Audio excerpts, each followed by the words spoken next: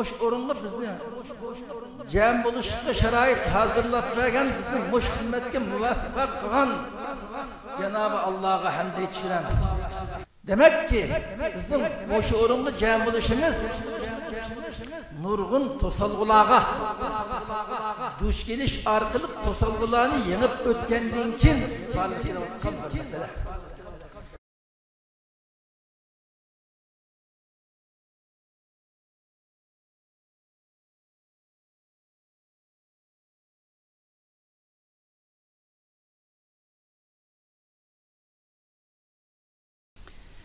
Tövende Abdülkadir Anıkan bizge biraz içiliş doğrusu da söhbet kıp berdi. Esselamu Aleyküm ve Rahmetullahi ve Berekatuhu. Elhamdülillahi Rabbil Alemin ve lâkibetul muttaqin ve salatu ve selamu ala Resulihi ve alihi ve ashabi ecmaîn. Demek ki bu tema bu yığılışın ehmiyeti ve maksidi. Hem biz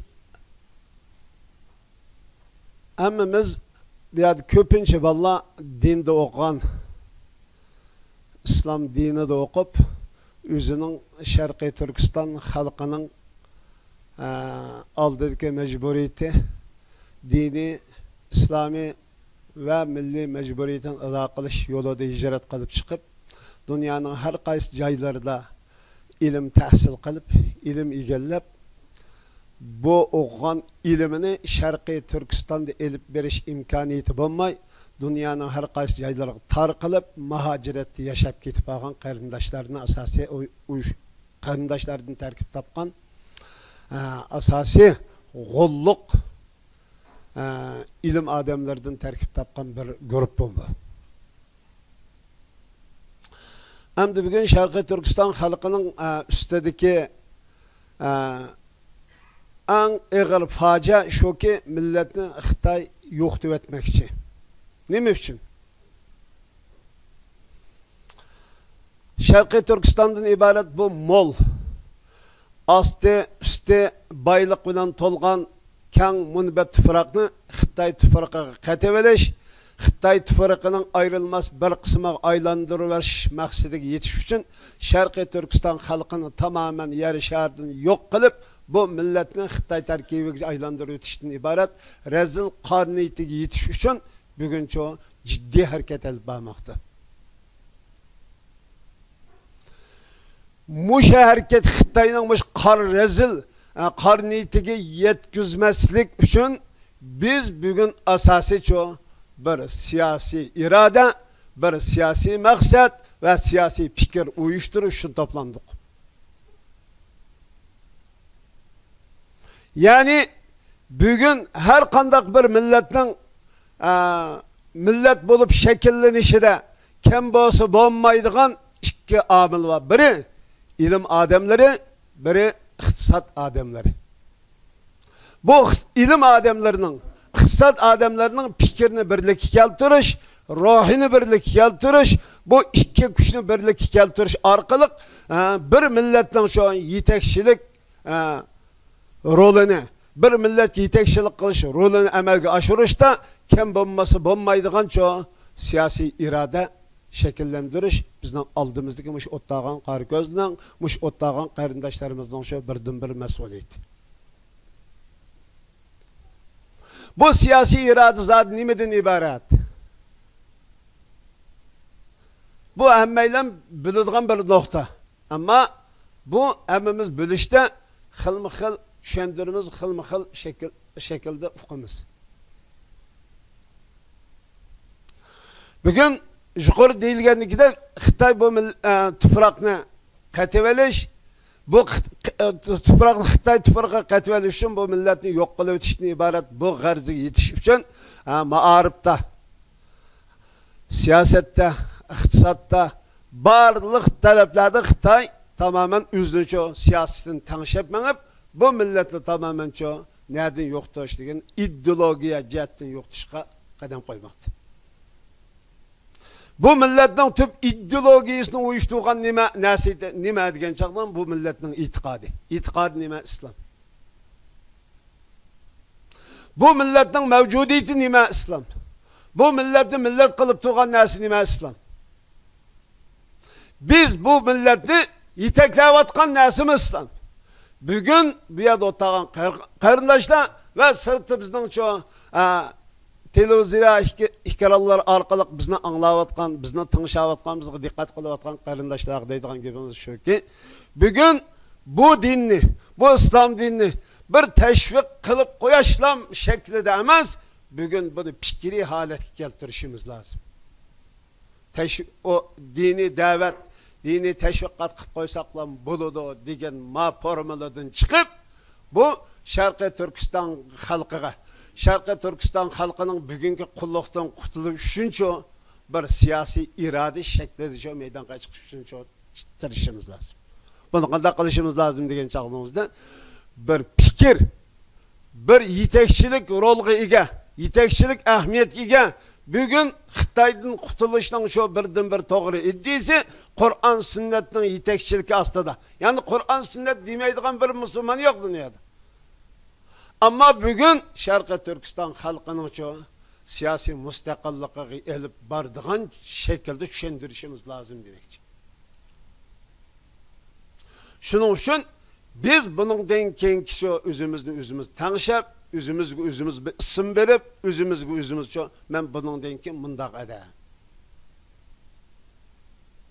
deb o'zimizga qiladigan mush o'zimizga bir ism, o'zimizga bir iroda qo'ygan chaqnimizda avtomatik holda shu xizmat mas'uliyatini ustimizga olgan bo'lamiz. Agar bu siyosiy iroda shakllanmasa, biz qanday qilmaymiz? Buningdan keyin ilmiy holda аңлы қалды xizmat qilamiz.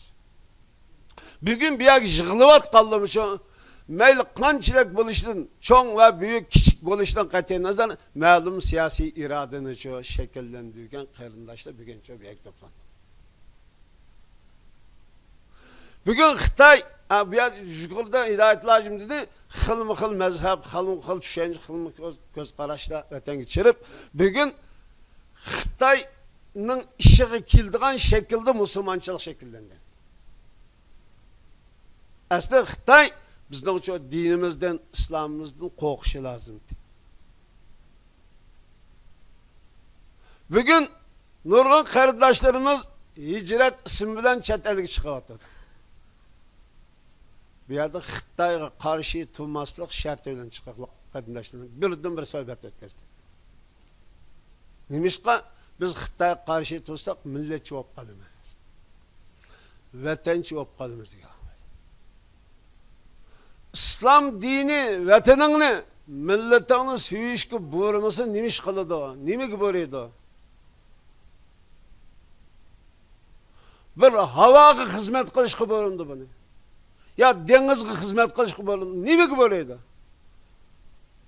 Bugun sen anang bilan dadangga telefon ololmaydigan, anang bilan dadangga telefon olib ko'risholmaydigan holat kelsan.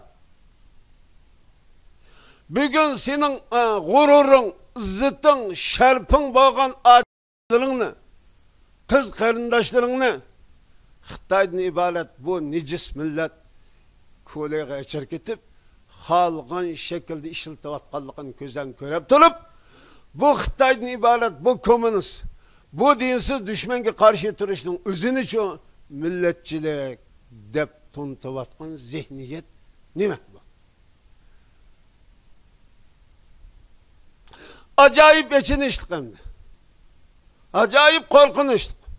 Ama özü Müslüman, sakalını koygan, özü takva körününü, özünü her kanda adamdan takva hesaplaydıgan bu kişiler bugün Allah'ın en eşeddi düşmanı boğan, Peygamberinin en eşeddi düşmanı boğan, Xitoy komünistlerden ibaret.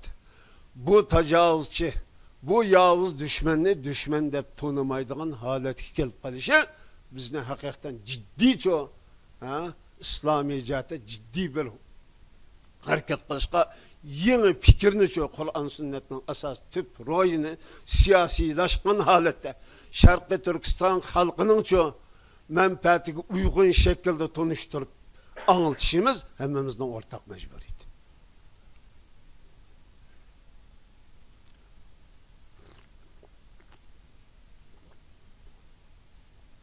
Xitay Sharqiy Turkiston tajovuz qilib kirgandan keyin Sharqiy Turkiston xalqi minut sekund aram tapmadı, aram bermedi. Eni nima deb anglatdi Xitoy desanglar? Azadlık, hürlük, bayaşatlık. Xitoyni xuddi 5'in siylaydigan saxovatchi qilib tanıştırdık. Bugün Sharqiy Turkiston xalqidan iborat 35 milyon xalqni yer sharidan yo'q qilib o'tish bu siyosatini qo'shtilliq ma'arif va madaniyatning ochqichi deb ko'rishtirdik. Tanıştırdık. Millet bunu mush shaklda qabul qildi. Hala bugün. Biz Xitoy tili, Xitoy yazıqı dünyada en qalaq, en medeniyetsiz til ve medeniyet xat. Biz bugün Sharqiy Turkiston yazıqı bo'lsa 32. 32 yazık arqılıq dünyadaki her qandaq sözning mayli pen, ilim pen tili olsun, mayli siyasi tili olsun, mayli iqtisod tili olsun, mayli medeniyet örf adet tili olsun, mayli edebiyat tili olsun, mükemmel muşunu ifadelep bireleydiğen yazık ve til. Xitoy tili olsun bir sözlü qilish uchun en evvel yazıqını keşif qilish lazım. Muşu qalaq medeniyetsiz tilni Sharqiy Turkiston xalqi medeniyetinin açıkçası teraqqiyatmış Xitoy tilini öğrenmesen, Xitoy yazıqını öğrenmesen terakki qilmaysa desa rost deb qabul qiladigan. Bu nereden kep qaldı desek, bu bir milletin siyasi hukuki, siyasi hükümranlığı, siyasi takdirinin üzüdü bommagallıktan ibaret. Bu en büyük koral menbeni yoxtup koygallıkımızdan ibaret. Muş hatalıktan kelip çıkıvatkan nesem. Biz tamamen muşunu uğuşumaydikemiz bommaydı. Bügen mi çok küçükken bommayımız yani. Bunu nereden başlamamız diken mağaripten yani iddiadan, pikirden başlamsak bommaydı. Biz öz zamanımızda Sharqiy Turkiston xalqi qo'liga qoral elishi lazım. Xitoydan ibaret bu Jahongir, bu düşmanga qarta qoralliq qarshi turishimiz kerak degan iddiani biz o'tirdi qo'ygan. Ama bunun liq bilan bitmaydiganlik shu o'rtaga chiqdi. Demişqa, agar biz iddiani, ruhni, fikrini azod qilmaydi ekanmiz, qoralni elib turib o'zining dushmaniga o'q atmay, özünün dostuğa ok atıdığından ibaret piyli kılmışını biz emeli gözümüz bile gördük. Muşnun hatim bir üçün biz çok kanda kılışımız gerekli. Evvel fikrini ıslah kılmasak, iddiyini ıslah kılmasak, doğru fikir, nimişka, nimişin yaşaydıqalıqı, nimiş kıldıqalıqı, bunun neticesinin nimigi bardıqalıqı, Allah ve Allah'ın Resulü nimide razı olduqalıqtan ibaret doğru bir düşünceni, doğru bir siyasi hukumu şekillendirmesek bombaydı diyen göz karışık geldi. Şunun için bugün qarindoshlarımızga biz davamlıq deb kelyapmiz. Bu siyasi hukum, yani siyasi barlık, siyasi mevcudiyet, yani siyasi iddini şekillendirişinin tüp asası bugün Kur'an sünnetini qanday tushunish, Kur'an sünnet demeydigan. Bütkül dünyadaki Müslümanlar, Arap devletleri var, gayri Arap devletleri var. Bularning hemmisi Müslüman ama Kur'an sünnet demeydigan bir Müslüman yok. Hemmisi öz devletiga qarta, öz turvatgan coğrafya, öz turvatgan yaşavatgan milletki qarta, özünün düşüncesideki siyasi hukumunu onu şekillendirdi. Biz mi bugün Kur'an sünnetinin iddisi, Kur'an sünnetinin ruhini Sharqiy Turkiston xalqining siyasi iradesini şekillendiriş, bu siyasi iraden meydanga çıkış ve bu siyasi irade arkalı en ahirist özünün devletini korup çıkışına yetekleydiğin şekilde tanıştırışımız lazım demekçi. Sharqiy başka milletin mi özünün has, özü güçlükçe iddisi göz karışı var. Ama Sharqiy Turkiston xalqining İslam dinidan başka fikri iddisi yok. Sharqiy Turkiston xalqi hemmisi Ahl-i Sünnet vel Cemaat Hanefiyel mezhepte bulup, bu hem butkul örf adeti eliş verişi münasebetini ta hazır kadar muş iddia boyunca şekillendirip muş iddia boyunca üzünü saklap kalır. Hem biz bunu canlılık halete meydana elip çıkışımız için muş hakasındaki arközden, qarindaşlarımızdan fikrini bir araya keltirip biz bunun denkin zaten nemiş kılalayımız, qanday qilishimiz gerek degan sahilerde fikir almashtırıp bunun denkin bu qarindaşlık uçuruşunu texim canlılık halete meydana çıkışımızı tavsiye kılıman. Mening to'xtalmoqchi bo'lgan asas temam buningdan keyin bo'ladi. Qolgan buningdan keyingi suhbatlarda o'tirib qo'yman asosiy masalalarni. Hozircha mening mushaddak to'xtayman. Hammangizdan Alloh rozi bo'lsin. Assalomu alaykum va rahmatullohi va barakatuh.